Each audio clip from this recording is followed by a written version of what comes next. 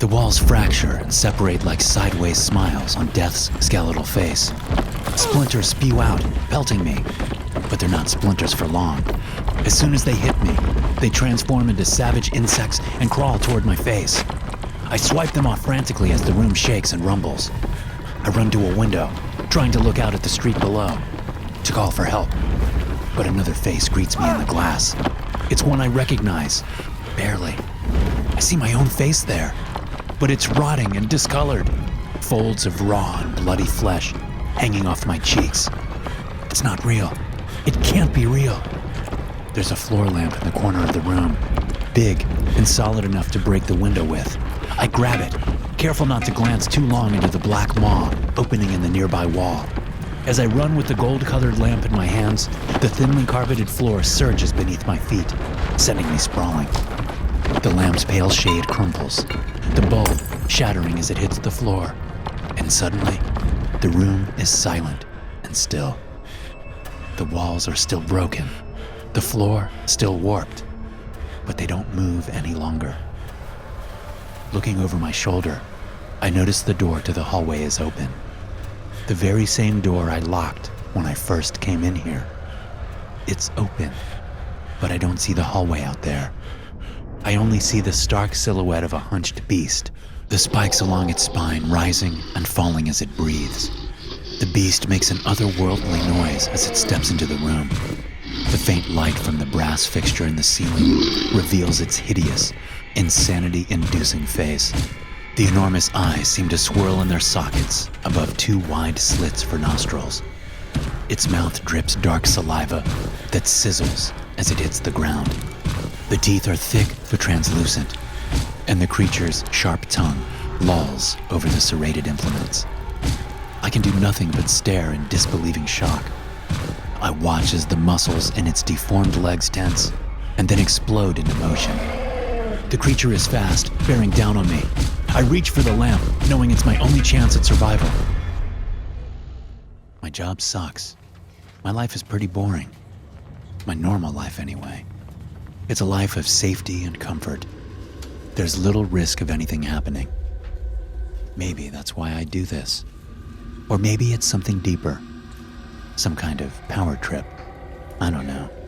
I'm not in therapy. Breaking into houses is my therapy. Yes, I'm a criminal. But I'm not a career criminal. I work a 9-to-5 office job for a medical supply company. I'm 32 years old. And I like to break into people's houses while they're away. Most of the time, I take a few little things, mostly souvenirs. When I'm feeling particularly dickish, I'll take some jewelry or something else of value. But I've never sold any of this stuff. As a matter of fact, I've returned several expensive items to their rightful owners by breaking back into their homes while they're gone. This isn't always possible because most people beef up their security systems after a burglary, which is why I choose my targets carefully. Even after I've broken into a house, I won't rush my return. I'll case the place, watching it like I've never been there before. It's safer that way. But this house, the McMansion facing a quiet park on an even quieter street, is clearly empty and has been for some time. I don't mean empty as in no one lives there. I mean, they're gone. On vacation or perhaps staying in a second home somewhere. The newspapers on the front stoop and the overflowing mailbox tell me that. These signs are among the first I look for when choosing a new target.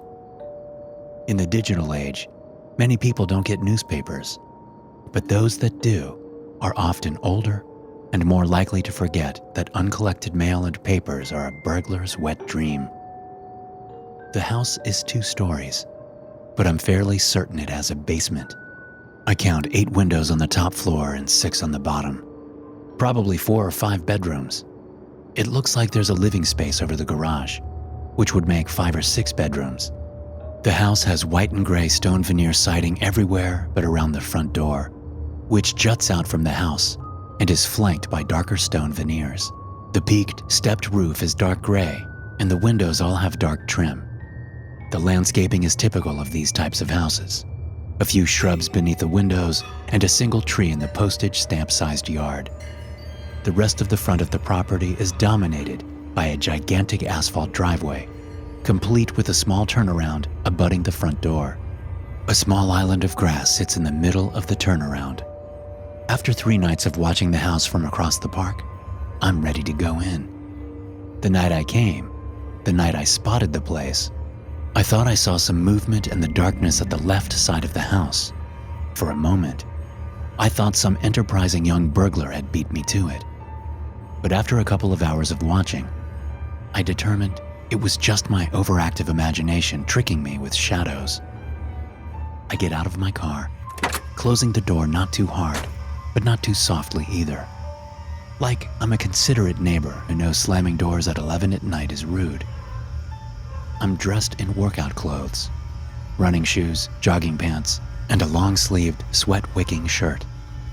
I swing my small backpack on as I walk into the park. Anyone looking out of their house will see a guy going for a late-night workout in the park, pretending like I'm stretching and limbering up for a run. I look around at the other McMansions around the neighborhood. All I see are drawn shades over dark rooms. Perfect. It doesn't take me long to jog across the street and to the side of the house's garage. I try the window there, but it's locked. So I move back alongside of the house and jump the wood slate fence. There's a pool in the backyard, an automatic cleaner chugging along through the turquoise water. The second window I find is unlocked. Too easy, I think, smiling to myself. It opens up into a dining room with a large rectangular oak table and matching chairs. The table is set with fancy silverware and china, but there's no food. It's all decorative. My guess is the family who lives here hasn't eaten off those dishes since Christmas. I close the window behind me and stand, listening. I can see the wide kitchen off to my right, the oven and microwave displays giving off an electric green glow. Through a doorway to my left, I can see a sliver of a couch and part of a fireplace, the living room. Confident there's no one nearby, I move toward the kitchen.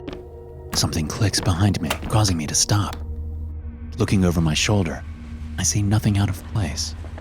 Just the window I came through, curtains carefully closed over it, just like they were when I came in.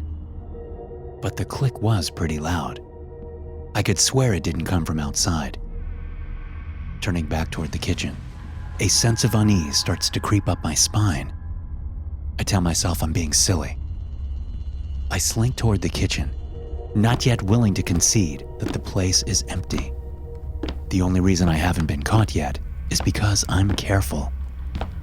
There's a framed picture on a little built-in desk to my right as I step into the kitchen. It shows a smiling family of 4. The mother and father look to be in their 40s, and the boy and girl look as if they're in their early teenage years. The backdrop for the picture is a lush green landscape. I wonder briefly where they've gone. They don't seem like the type to forget about newspapers and mail collection. They're certainly not old, and I'm honestly kind of surprised people their age still get physical newspapers. I shrug and move further into the kitchen. The thrill of being in someone else's house is in full swing, and I'm starting to get comfortable. As I pass by the microwave on my left, I catch a glimpse of a man following, not even a foot behind me. Adrenaline dumps into my bloodstream as I jump forward and spin around all at once, crashing into the refrigerator as I do. There's no one there. Even though it was out of the corner of my eye, I know I saw a figure behind my reflection as I moved past.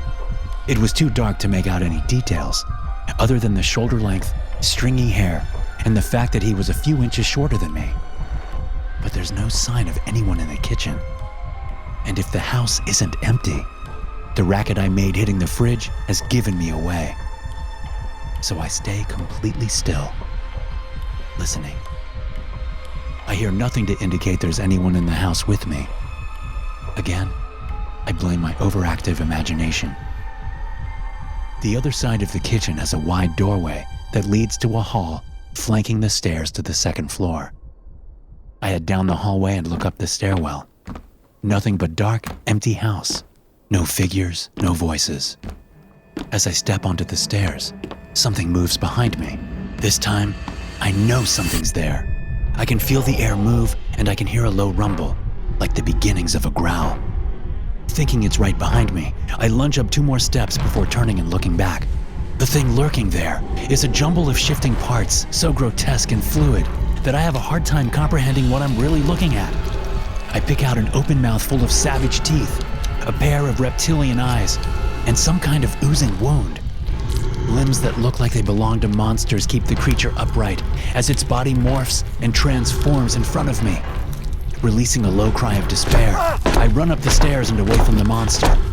The stairs creak behind me as the creature follows. I duck into the first room I come to, slamming the door and locking it behind me. For a long moment, I hear nothing from beyond the door. It feels, once again, as if I'm in an empty house. The room is at the front of the house. The curtains are drawn over 2 windows that overlook the street. There are a couple of chairs, a lamp, and a pair of bookshelves in the room. The carpet is thin, like the kind you'd find in an office building. Backing away from the door, my thoughts finally get some traction. Just as I'm about to turn to the nearest window, the room starts to shake. The walls crack, sending bits of wood out to pelt me as I struggle to keep my footing. These little bits of wood latch onto me, growing feet and stingers and pinchers. Each looks like a cross between a spider and a scorpion. I frantically swipe them off as they try to crawl up to my face. Making it to the window, I throw the curtains open, seeing nothing but my own face looking back at me. But it's not my normal face. It's rotting, the skin peeling off, revealing raw and putrid-looking flesh. I refuse to believe what I see in the mirror-like glass. The room is still shaking, the wall still splitting open, as if to swallow me into the blackness beyond. I try to ignore the growing void as I grab a golden floor lamp. I plan to break the window with it, but the floor bulges under my feet, sending me sprawling. The lamp falls just out of my reach, the shade crumpling and the bulb shattering. The room stills, the damage seeming to freeze. I look over my shoulder and see that the door to the hall is open. I know I locked it, but it's now open. A beast hunches in the doorway against a backdrop of inky black. It's not the same creature that chased me up the stairs. Or if it is, it has changed into a different form. This one has a line of spikes up its spine. Its face seems to go in and out of focus, the pervading image one of a gruesome countenance with large, swirling eyes and wide, wet slits for nostrils. The teeth in its mouth are sharp and translucent. Its tongue hangs out, dripping sizzling saliva to the floor. Its forelegs are similar to those of a gorilla, if a gorilla's muscles bulged and writhed against its skin like snakes in a bag. Its limbs end in appendages with bristling, dagger-like claws. The creature moves quickly into the room. I reach over my head for the lamp, knowing it's my only chance. I grab the lamp from the floor with both hands and twist around onto my back, thrusting it at the creature with all my might. With the bulb broken into a jagged circle of glass, the lampshade has come off, which is lucky for me. The creature jumps chest first into the broken bulb at the end of the lamp. Its momentum keeps it coming, but the heavy base of the lamp digs into the floor, causing the creature to fall to the side of me. I struggle up to my feet and yank the lamp away. The creature seems to pause, looking up at me with confused eyes. There's blood coming out of its chest, but I know the injury is far from mortal. Knowing I can't let the thing get up again, I move forward and slam the base of the lamp down into its face. The creature cries out, sounding eerily like a man.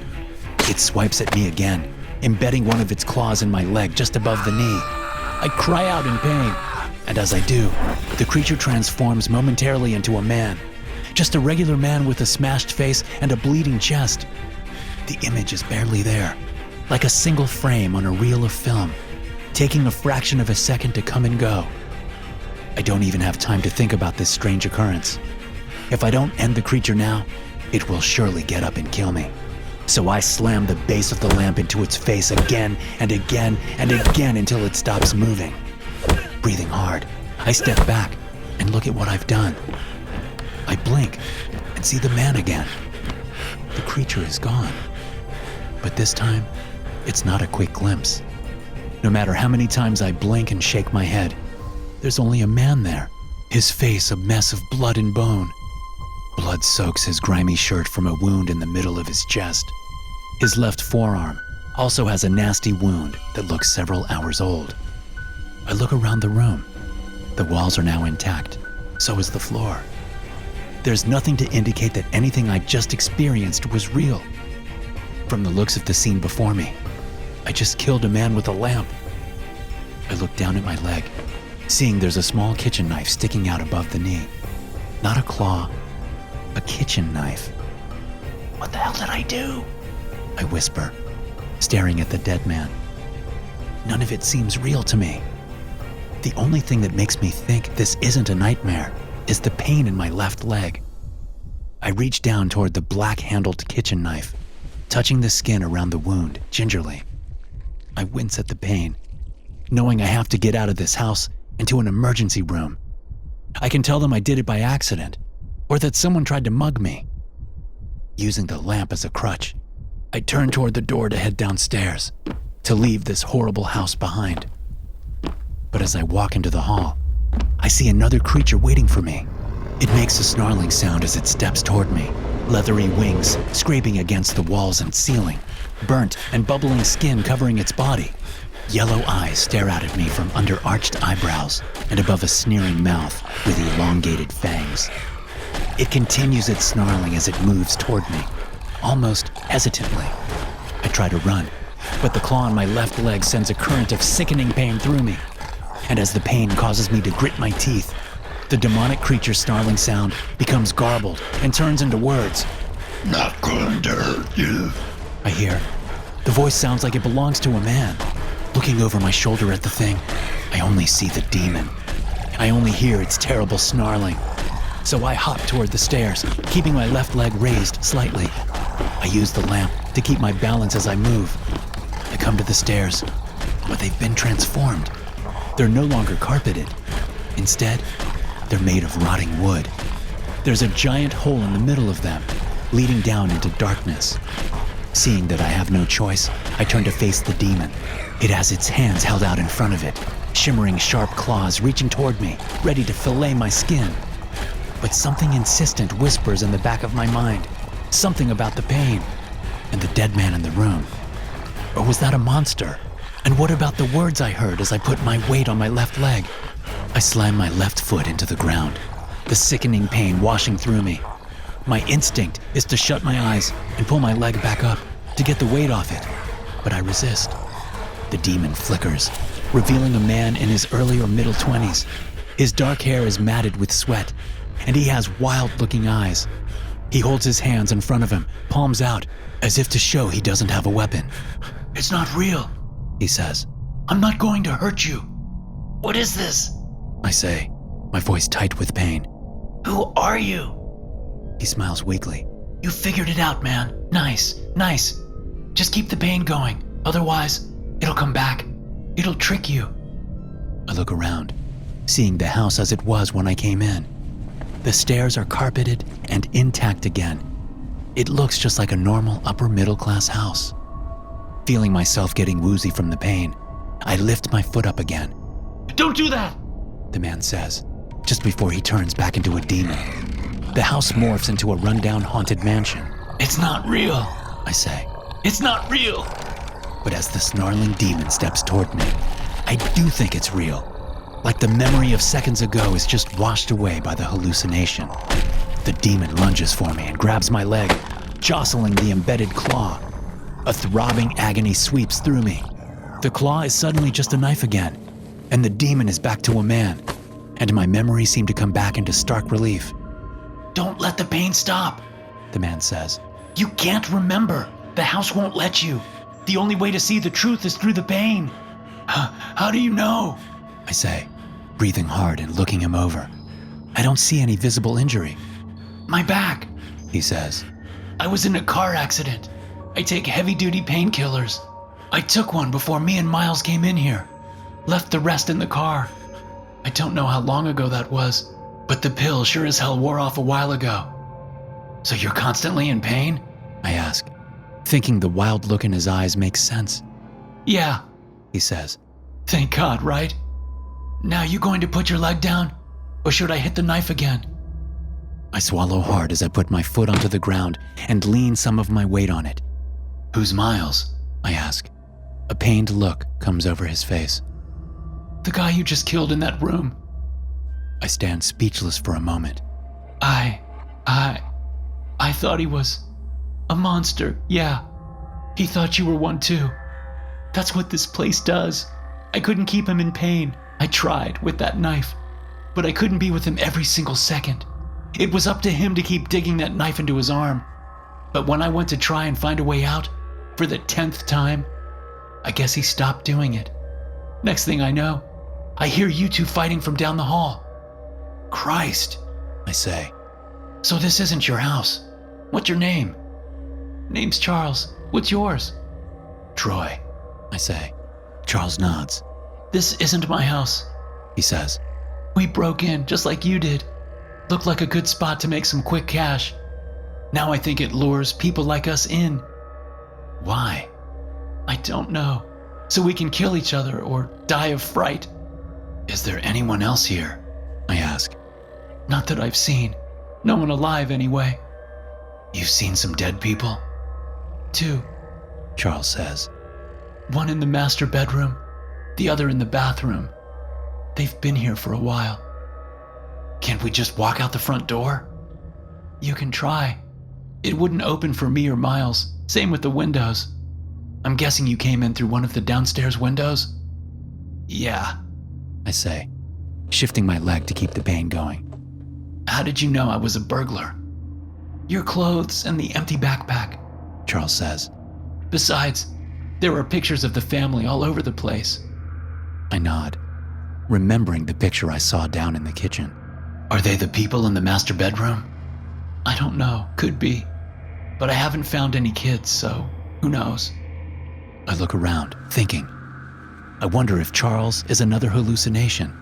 Maybe he's a trick, lying to me about not being able to get out of the house. I pull out my phone and look at it. No service. I search for a Wi-Fi signal I can piggyback on, but my phone isn't detecting any. That was one of the first things I tried, Charles says. I put my phone away.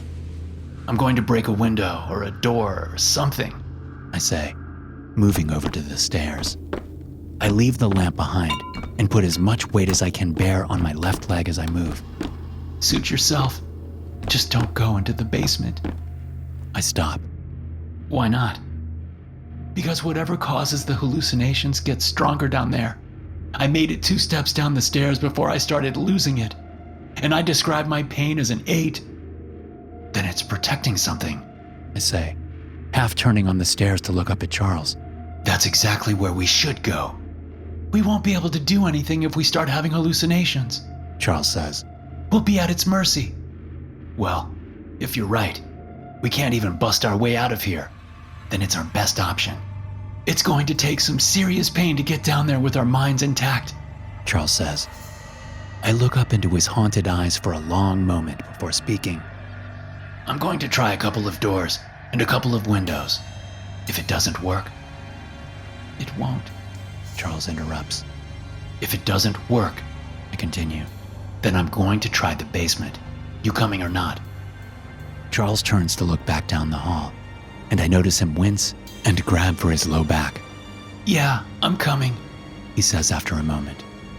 Sorry, Miles, he whispers towards the bedroom, talking to the friend I killed. I swallow my guilt as he continues, just loud enough for me to hear. I'll come back and burn this place down if I get out. I'll help, I say, even though he wasn't talking to me. Charles is right. The doors feel like they're sealed with cement. The windows feel as if they're made of steel. Everything I throw at them just bounces off, not even leaving a mark. My leg is now soaked in blood, and I'm starting to feel like I'll pass out from blood loss soon. The basement is the only option, and we're not even sure if we'll find a way out down there. But if what Charles says is true, the house doesn't want us to go down there. We stand at the top of the stairs, looking down into the dim basement. We each have tools found around the house in our hands and pockets. I flip the switch and see the light down in the unfinished basement come on. The little bit I can see looks like a normal basement, but I doubt it will look like that for long. I turn to Charles and lift the hammer in my right hand. "You ready?" I say. Charles swallows hard, then nods. "The pinky," he says, bringing his hand up and positioning his pinky on the door jamb. I bring the hammer close and then pull it away, making sure my aim is true. Charles looks away. I swing the hammer down, feeling the pinky crunch with the impact. Charles yells out and yanks his hand away. He releases a stream of curses before extending his right hand. I give him the hammer and position my own left pinky against the door jamb. "Do it," I say. The hammer crashes down, crushing my finger and separating it at the middle knuckle. It's a breathtaking pain. I move down the stairs quickly, wanting to use the pain as much as I can. Charles moves down beside me. I make it 3 steps before things begin to transform. Where the stairs once ended at a cement floor, they now end at a lake of blood. Large, slithering beasts move through the blood, waiting for me to get close. I shake my head and reach down, pulling on my broken pinky finger. The sharp pain causes the images to flicker over the real basement. A look over at Charles tells me he's seeing them too. I yank the hammer away from him and hit his injured hand with it. He calls out, then blinks and looks at me. "Thanks. Just pull on the finger," I say, "or use your screwdriver." Charles nods and pulls the screwdriver out of his front pocket. He uses the tip to jostle his broken finger. We make it down a few more steps. The images continue to flicker as I use the hammer to hit my own broken finger. They get more powerful as I reach the bottom of the stairs. So I flip the hammer around and slam the claws into my pinky and ring fingers on my left hand.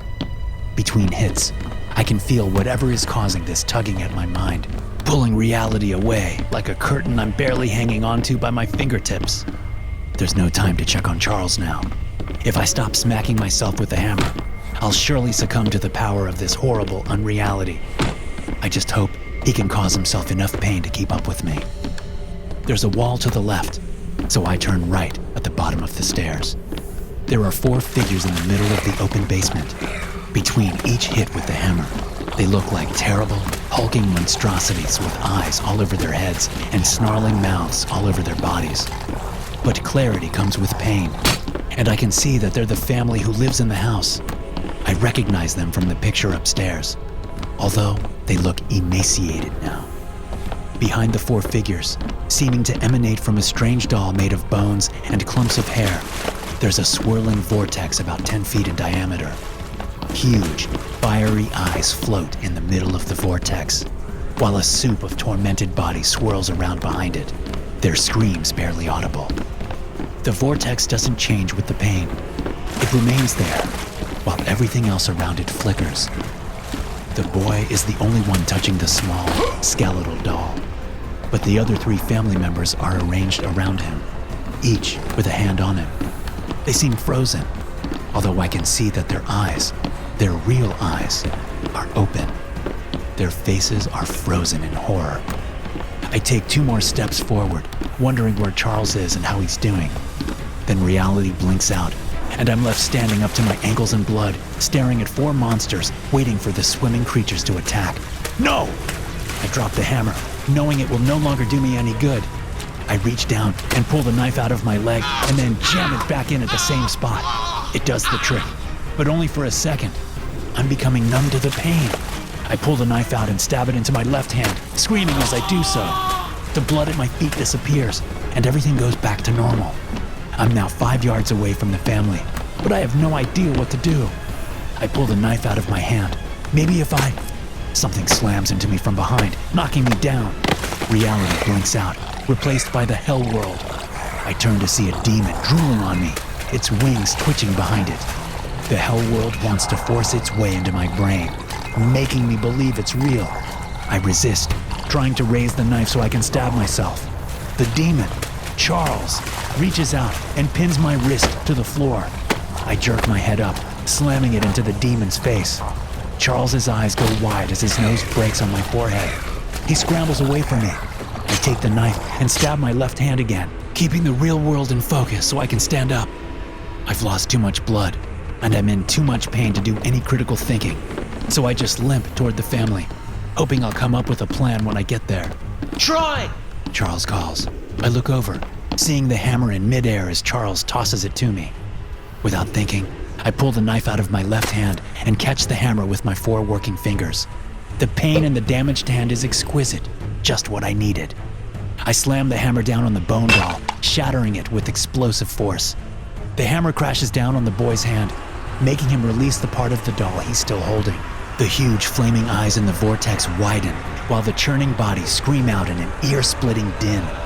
A hot, sulfur-stinking wind whips past me as the swirling vortex shrinks, growing more violent as it does.